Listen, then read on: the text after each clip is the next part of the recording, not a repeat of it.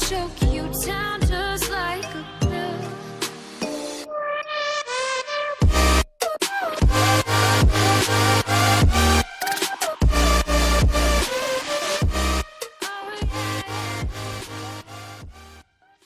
Hey guys and welcome back to null is coming. तो पिछले episode में आपने एंटी नल की कहानी को देखा और इस एपिसोड के अंदर मेन स्टोरी को आगे बढ़ाया जाएगा। एडी ब्रॉक अवेंजर्स को बता रहा है सब कुछ जो अब तक हुआ है, वो सारा दर्द, वो सारा डर, वो सारी डार्कनेस, ये सब उसकी तरफ इशारा कर रही है, नल की तरफ। वो हमारे पैदा होने से पहले यही था, रोशनी के जन्म लेने से पहले, हर चीज से पहले, और उसने अपने किंगडम के अंधकार का यूज करके सिम्बियोट्स को जन्म दिया। और करोड़ों साल पहले वो सिम्बियोट्स नल के खिलाफ खड़े हो गए। उन्होंने नल को एक जेल के अंदर कैद कर दिया, लेकिन अब वो जाग चुका है। सिलेटस कसाडी कार्नेज, उसने मुझे एक चॉइस दी थी, या तो मैं अपने बेटे को बचाऊं या फिर नल को आज़ाद हो जाने दूं। मैंने लाइफ को चुना, मैंने अपने बेटे को चुना, और हम सभी को विनाश की तरफ धकेल दिया। वो आ रहा है, इस टाइम वो अर्थ की तरफ बढ़ रहा है, और मैं नहीं जानता कि उसे कैसे रोका जाए। तो गाइस, जब अवेंजर्स इस बात को सुनते हैं तब उनको एकदम से अचंभा लगता है। ब्लेड ने कहा, अब तो लग गए। कैप्टन मार्वल गुस्सा है। शी-हल्क ने पूछा, तुम एल्डर गॉड्स के साथ कब से डील करने लग गए? पहले मेरा भाई ब्रूस और अब तुम। और गाइस, इनमें सबसे ज्यादा गुस्सा है टोनी स्टार्क। कैप्टन उसे शांत होने के लिए बोलता है, लेकिन टोनी चिल्लाया, नहीं, तुमने एक ऐसी एंटिटी के साथ कॉन्टैक्ट किया जो एक सेलेस्टियल का डटकर मुकाबला कर सकती है। क्या तुमने एक बार भी ये नहीं सोचा कि तुम वो बात हमें बताओ या फिर किसी और को बताओ? आखिर तुम सोच कर रहे थे ब्रॉक? कैप्टन ने कहा, हे टोनी, शांत हो जाओ। अगर जो एडी कह रहा है वो सच है तो हमारे पास एक दूसरे के ऊपर दोष लगाने का टाइम नहीं है। टोनी बोलता है, हम तो ये भी नहीं जानते कि हमारे पास टाइम है भी या नहीं, क्या पता वो कल ही यहाँ पे आ जाए। एडी बोला, तब मैं उसे सेंस कर पाऊंगा, हम कर पाएंगे। मेरे वाला सिम्बियोट इसके हाई माइंड से जुड़ा हुआ है, जब वो पास आएगा तो हमें पता चल जाएगा। हालांकि मैं नहीं जानता कि तब हमारे पास कितना टाइम होगा। टोनी चिल्लाया, ओह बढ़िया है, तब तो हमें किसी और के ऊपर ही भरोसा करना पड़ेगा। तब कैप्टन एडी को घर जाने के लिए कहता है, तुम जाके थोड़ा सा रेस्ट कर लो, हम कोई प्लान तैयार कर लेंगे, सब कुछ ठीक हो जाएगा। तो गाइस, एडी के जाने के बाद टोनी कैप्टन से बोलता है, बहुत बढ़िया, सब कुछ ठीक हो जाएगा बेटा। क्या तुम्हें सच में लगता है कि ऐसा होगा? क्या सब कुछ ठीक हो जाएगा? लेकिन गाइस, कैप्टन भी डरा हुआ है। बाहर एडी अपने सिम्बियोट का छाता बनाकर जा रहा है। वो मन में सोचता है, वो सही कह रहे हैं, वो ठीक ठाक ही मेरे ऊपर गुस्सा हो रहे हैं। मैं ऐसे कैसे आराम से वहाँ पर जाकर इस वर्ल्ड को खत्म होने की बात कर सकता हूँ और उनके सामने ये कह सकता हूँ कि मैंने एक एल्डर गॉड को आज़ाद कर दिया है। आखिर हम वहाँ जाने के बारे में सोच क्या रहे थे? वो तो हमारी किस्मत अच्छी है कि उन्होंने हमको कैद नहीं किया। सिम्बियोट एडी से बात करने की कोशिश करता है, लेकिन एडी ने कहा, प्लीज़, मैं तुमसे बात करने के मूड में नहीं हूँ। आखिर मैंने ये सोचा ही क्यों कि मैं उनके पास जाऊँगा और अवेंजर्स के सामने इस तरीके से बात करूँगा जैसे कि मैं भी अवेंजर्स की टीम में हूँ। आयरन मैन तो मेरी तरफ ऐसे देख रहा था जैसे वो मुझे मार ही डालेगा, लेकिन इसमें उसकी भी गलती नहीं है।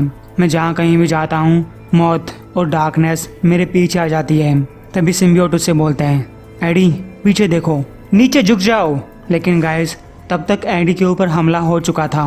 सिम्बियोट ने कहा, एडी, तुम्हारी 3 हड्डियां टूट चुकी हैं, नीचे लेटे रहो जबकि मैं तुम्हें हील कर रहा हूँ, मैं तुम्हें इससे बचाऊंगा।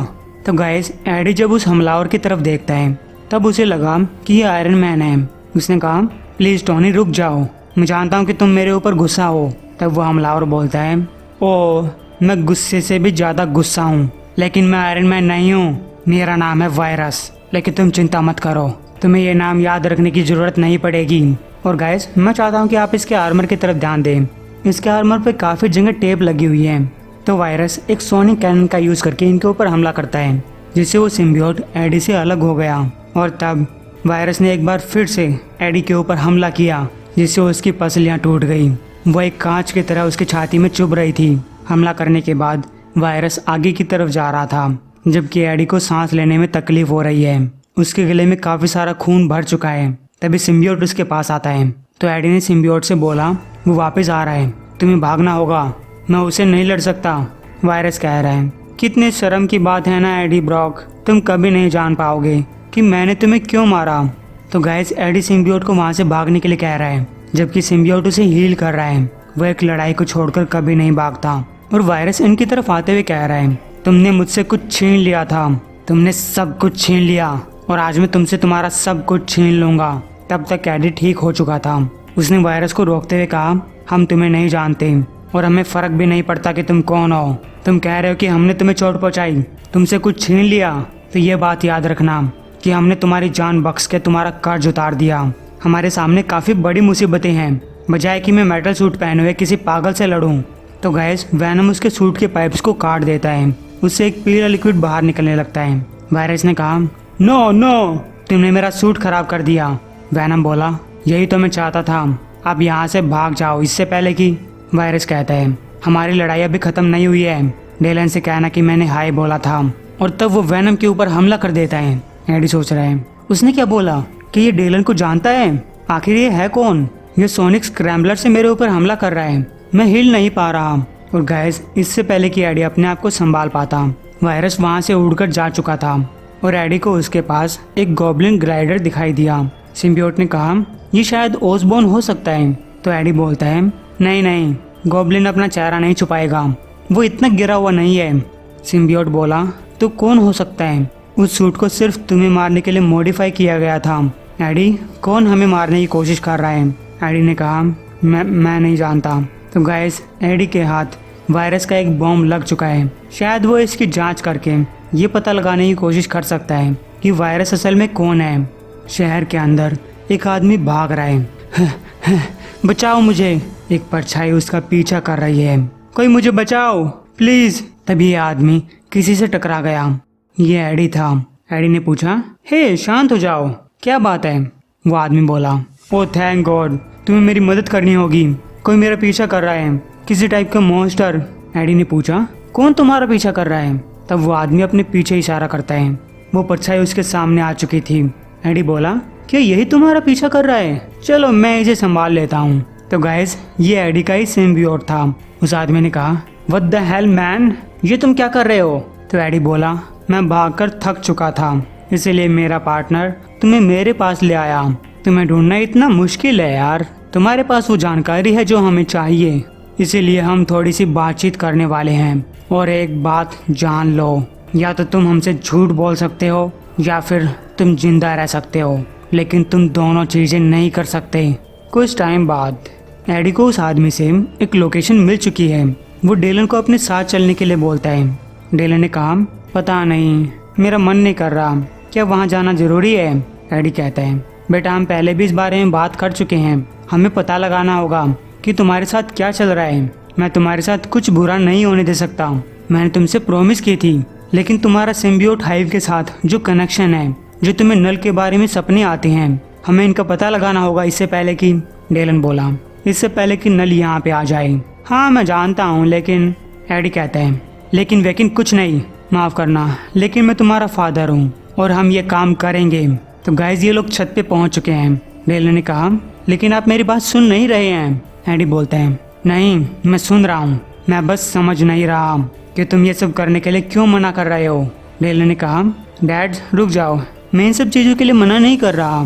तब एडी उसे फिर से समझाता है, देखो मैं डरा हुआ हूँ, हालांकि मुझे तुम्हें ये बात नहीं बतानी चाहिए, लेकिन मैं जानता हूँ कि तुम्हारे दिमाग में एक आवाज़ होना कैसा होता है। ये कोई मज़े की बात नहीं है और मैं नहीं चाहता कि तुम्हारे साथ ये सब हो। मैं नहीं चाहता कि तुम मेरी जैसी ज़िंदगी जियो, तो हमें ये काम करना ही होगा।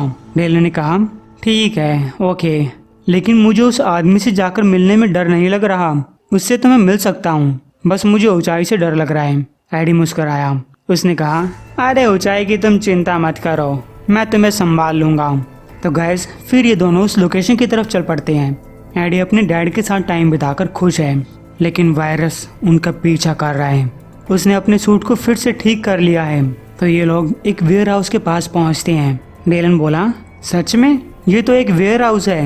एडी ने कहा, वो इंसान हमेशा किसी न किसी वेयर हाउस के अंदर ही होता है। क्या तुम्हें पुराने वाला वेयर हाउस याद है, जिसके अंदर एक छुपा हुआ कमरा था, उसमें हथियार भरे हुए थे, एक मशीन थी जो स्पाइनल सर्जरी कर सकती थी ताकि वो लोगों के डीएनए से कोडेक्स को बाहर निकाल सके। इसलिए मेरी बात ध्यान से याद रखना कि वेयर हाउस के अंदर बहुत सारी चीजें छुपी हो सकती हैं। तो एडी नोक करता है, हे कम ऑन, मैं जानता हूँ कि तुम्हारे बहुत सारे सेंसर्स और कैमरा मेरी तरफ देख रहे हैं, तो इसीलिए क्यों ना तुम ये गेट खोल दो ताकि हम आगे की बात कर सकें। लेकिन गेट नहीं खुलते। डेलन एडी की तरफ देखने लगता है। एडी ने कहा, अरे मुझे पक्का पता है ये वही वेयर हाउस है। तो डेलन बोला, मैंने तो कुछ नहीं कहा। तो गाइस एडी एक जोरदार पंच बनाता है, सांस अपने अंदर भरकर बोलते हैं, डैम इट, ठीक है पीछे हट जाओ बेटे। लेकिन इससे पहले कि एडी अपने पंच से उस दरवाजे को तोड़ पाता, वो दरवाजा अचानक से खुल जाता है और एडी नीचे फर्श पे। एक सेकंड के लिए डेलन को ये देखकर हंसी आई, लेकिन उसने पूछा, क्या तुम ठीक हो? एडी बोला, हाँ बेटा मैं ठीक हूँ। और तुम चुपचाप गेट भी तो खोल सकते थे ना, मैं नॉक कर रहा था। तो गाइस ये मेकर है। उसने कहा, ओह माफ करना एडी, मैंने हेडफोन लगाए हुए थे। और तुम कॉल भी तो कर सकते थे ना। एडी बोला, तुमने अपना नंबर चेंज कर लिया। और इस टाइम पे मेकर एक बड़ी सी मशीन के ऊपर काम कर रहा है, जिसे देखकर एडी पूछता है, ये क्या चीज़ है और तुम यहाँ पे क्या कर रहे हो? सिम्बियोट को कुछ शक हो रहा है। मेकर ने कहा, ये एक गेट है जो तुम्हें दूसरे यूनिवर्स में ले जा सकता है। ये एक इंसान के स्पेसिफिक डीएनए को ट्रैक करता है। लेकिन मैं तुम्हें क्यों समझा रहा हूँ, तुम तो इतने पढ़े लिखे भी नहीं हो। डेलन को भी अचानक से कुछ महसूस हो रहा है। उसने कहा, डैड कुछ तो गलत है, मैं इसको सेंस नहीं कर सकता। एडी बोला, क्या मतलब तुम इसे सेंस नहीं कर सकते? डेलन ने कहा, पता नहीं डैड, ऐसा लग रहा है कि इसके अंदर एक छेद है। मेकर कहते हैं, ओहो तो ये बच्चा जानता है, चलो अच्छी बात है, ये बच्चा काफी समझदार है। डेलन ये दूसरों को सेंस कर सकता है। मैं उम्मीद कर रहा हूँ कि शायद ये तुम्हारी मदद करेगा जब नल यहाँ पे आएगा और जब इस वर्ल्ड में बचाने के लिए कुछ बच जाएगा। एडी ने पूछा, तुम किस बारे में बात कर रहे हो और तुम कहाँ जा रहे हो? मेकर ने कहा, एक बार मैंने तुम्हें बताया था कि तुम मेरे प्लान्स के बारे में मत जाना करो। तुम इसे एक खतरा मान लेते हो, ये तुम्हारे लिए खतरा नहीं है और मैं तुम्हें और समझाने भी नहीं वाला। मुझे तुमसे, तुम्हारे सिम्बियोट से और तुम्हारे बच्चे से जो कुछ जानना था मैं तुम तीनों के ऊपर स्टडी करके जान चुका हूँ और अब मैं जा रहा हूँ, या फिर हम जा रहे हैं। तभी इन्होंने देखा कि मेकर एक सिम्बियोट पहने हुए है। और गाइस जो लोग मेकर को नहीं जानते, ये दूसरे वर्ल्ड का रीड रिचर्ड्स है। वैनम चिल्लाया, एडी ये एक सिम्बियोट पहने हुए है। एडी ने कहा, वो तो मुझे भी दिखाई दे रहा है और तुम चिल्लाना बंद करो। तो गाइस एडी को लगता है कि मेकर उसके बच्चे के लिए खतरा है। वो मेकर के ऊपर अटैक करने के लिए कूदा। और जहाँ तक सेंस करने की बात है, वैनम और डेलन मेकर वाले सिम्बियोट को सेंस नहीं कर पा रहे। मेकर ने कहा, इससे पहले कि हम शुरू करें मैं तुम्हें बताना चाहूँगा कि तुम और तुम्हारा सिम्बियोट मेरे वाले सिम्बियोट को सेंस नहीं कर सकते, क्योंकि ये सिम्बियोट मेरे ओरिजिनल यूनिवर्स से आया है और मेरे वाले वर्ल्ड के अंदर ये सिम्बियोट अलग था। इसे लैब में बनाया गया, जिसका मतलब है ये सिंथेटिक है, आर्टिफिशियल है और इसकी ताकत को कई गुना बढ़ाया जा सकता है। तभी मेकर एडी को एक जोरदार पंच करता है और इससे एडी का सिम्बियोट उससे अलग हो चुका था। वो पीछे जाकर गिरा। हालांकि मेकर ने एडी वाले सिम्बियोट को उसके पास जाने दिया। हाँ जाओ जाओ, मेरी तुम्हारे साथ कोई लड़ाई नहीं है और तुम लोग यहाँ से चले जाओ। एडी कहता है, ठीक है मेरी बात सुनो, मुझे कोई फर्क नहीं पड़ता कि तुम कहाँ जा रहे हो या फिर तुम क्या कर रहे हो। मैं बस ये चाहता हूँ कि तुम डेलन को चेक करो और मुझे बताओ कि ये क्या चीज़ है। तभी वहाँ पे अलार्म बजने लगता है। मेकर ने कहा, कोई घुसपैठी आ चुका है, लेकिन मेरे वेयर हाउस के अंदर घुसने के लिए एक पूरी आर्मी की जरूरत पड़ेगी। तभी एक धमाके के साथ वायरस वहाँ पे आ चुका था। उसने कहा, तुम्हें लगता है कि तुम मुझसे भाग पाओगे ब्रॉक? एडी अपने बेटे को बचाता है।